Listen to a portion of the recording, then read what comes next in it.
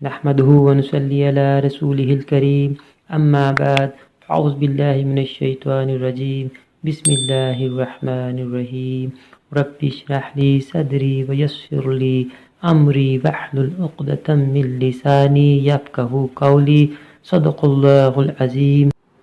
बिस्मिल्लाहिर्रहमानिर्रहीम। अज़ीज़ तलबा व तालिबात, मोहतरम उस्ताज़ कराम और न्यू नॉलेज अकेडमी के नाज़रीन, अस्सलामु अलैकुम व रहमतुल्लाहि व बरकातुहू। हमारी आज की वीडियो अकाउंटिंग इंट्रोडक्शन लेक्चर 7 और अकाउंटिंग टर्म्स का हमारा लेक्चर 4 है। आज के लेक्चर में हम आपको रेवेन्यू, एक्सपेंसेस और एक्सपेंडिचर इन टर्म्स को क्लियर करेंगे कि रेवेन्यू क्या है, एक्सपेंसेस क्या हैं और एक्सपेंडिचर क्या है। दिखने में एक्सपेंसेस और एक्सपेंडिचर यानी कि ख़र्चा और अखराजात आपको एक ही जैसे लग रहे होंगे, तो लेकिन अभी हम आपको समझाते हैं कि इनमें डिफरेंस क्या क्या है। रेवेन्यू को हम इनकम भी कहते हैं। आपको पहले ही बता चुका हूँ, हमारी साइमल्टेनियसली दो टर्म्स चलती हैं, एक ब्रिटिश और एक अमेरिकन। तो आमदनी इसको कहते हैं जी। एक्सपेंसेस खर्चा और एक्सपेंडिचर भी अखराजात या खर्चे। अब इन तीनों को समझाने के लिए एक हम आपको पहले से पता है कि हम आपको प्रैक्टिकल एग्जाम्पल से समझाने की कोशिश करते हैं। तो इन तीनों को भी हम एक प्रैक्टिकल एग्जाम्पल से समझते हैं। अपने पिछले लेक्चर्स में हम एक दफ़ा कपड़े के कारोबार का जिक्र कर चुके हुए हैं। अब आते हैं इस कारोबार को स्टार्ट करते हैं।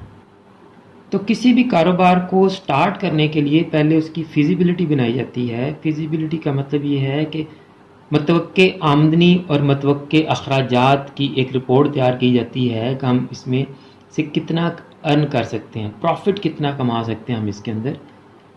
तो आइए चलते हैं। हमें किसी ने बताया कि जी आप वो मार्केट से 1000 रुपये का एक सूट मिल जाएगा और आप अपनी शॉप पे उसको 1500 का बेचें, 500 आप एक सूट में से मुनाफा कमा लेंगे। अब चलते हैं, हम पिछले लेक्चर में हमने 100 सूट्स का एक एस्टिमेट किया था। तो दोबारा से देखते हैं कि 100 सूट अगर हम 1500 के हिसाब से एक सूट बेचें तो हमारी आमदनी कितनी हो सकती है। तो 100 सूट्स को हम 1500 से मल्टीप्लाई जब करते हैं तो हमारी मतवक्के आमदनी जो है वो 1,50,000 बनेगी। ये तो सिंपल सी बात है, समझ आ गई बात। जो गुड्स हम बेच रहे हैं उनकी जो प्राइस, दिस इज प्राइस, एक सूट की प्राइस 1500 है ना। तो price of goods and services भी तो दे सकते हैं हम। तो price of goods is called revenue या आमदनी। ये तो सिंपल टर्म आपको समझ आ गई कि रेवेन्यू या आमदनी क्या है। Price of goods and services, एक सूट की 1500 कीमत है, 100 सूट्स की 1,50,000 हो जाएगी। तुम्हारी कुल आमदनी 100 सूटों से कितनी होगी, 1,50,000। तो हम कह सकते हैं price of suits is equal to 1,50,000।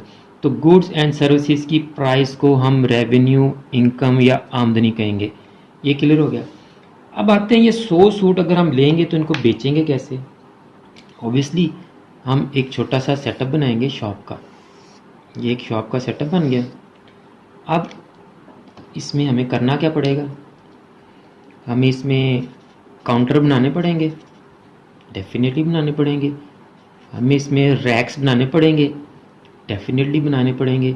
हमें इसमें फैंस लगाने पड़ेंगे, डेफिनेटली लगाने पड़ेंगे।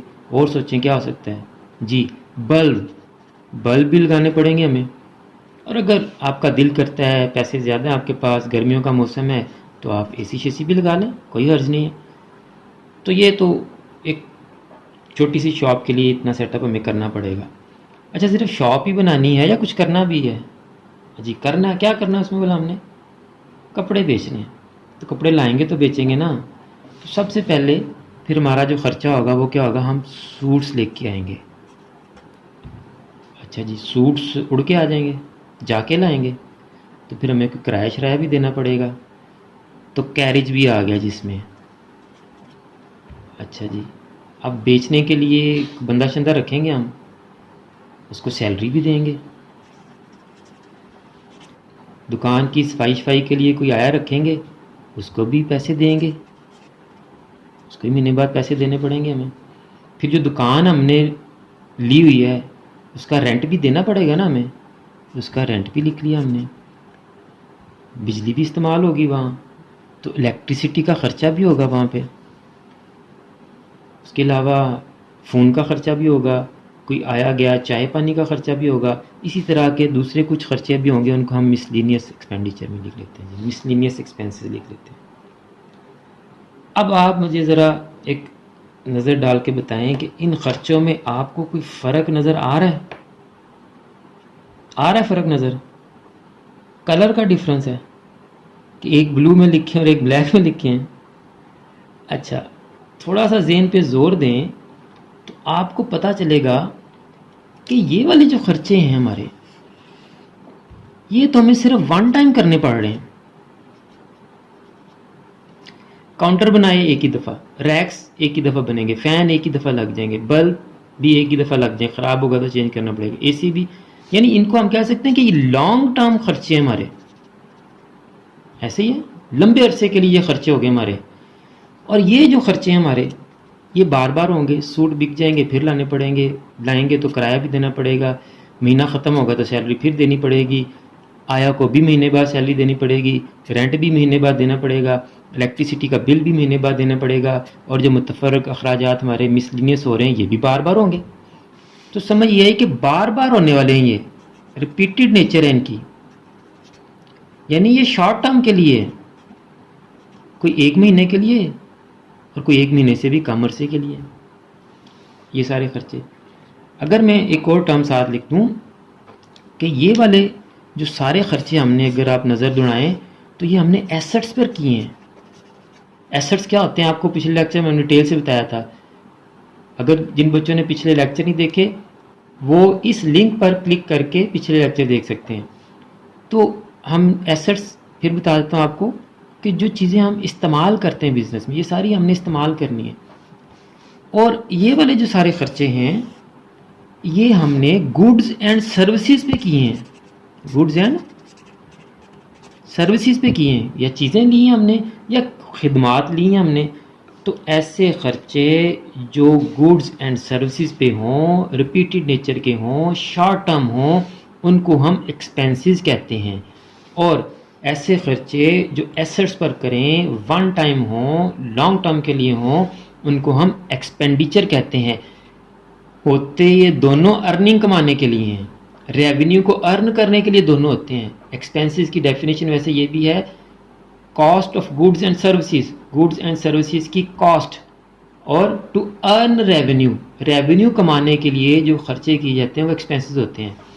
तो दोबारा से रिपीट कर देता हूँ आपको, price of goods and services revenue, cost of goods and services ये सारी कॉस्ट है ना, ये सारा खर्चा करना पड़ा हमें, एक्सपेंसेस।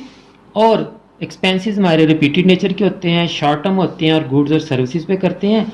और जो एसेट पे पैसे खर्च करें वो एक्सपेंडिचर वन टाइम होते हैं ये, और लॉन्ग टर्म के लिए होते हैं। उम्मीद है कि आपको रेवेन्यू, एक्सपेंसेस और एक्सपेंडिचर बड़ी अच्छी तरह समझ आ गए होंगे। दुआओं में याद रखिएगा। अल्लाह हाफिज़। आखिर में हमेशा की तरह मेरी दुआ है कि अल्लाह ताला तमाम स्टूडेंट्स को ना सिर्फ दुनिया के तमाम इम्तहानात में कामयाबी अता फरमाए बल्कि आखिरत के तमाम इम्तहानात में भी कामयाब करे और तमाम मुसलमानों का ख़ात्मा बिल ईमान फरमाए। आमीन। मुझे भी अपनी दुआ में याद रखिएगा। तो अगली वीडियो तक के लिए फ़ी अमानिल्लाह।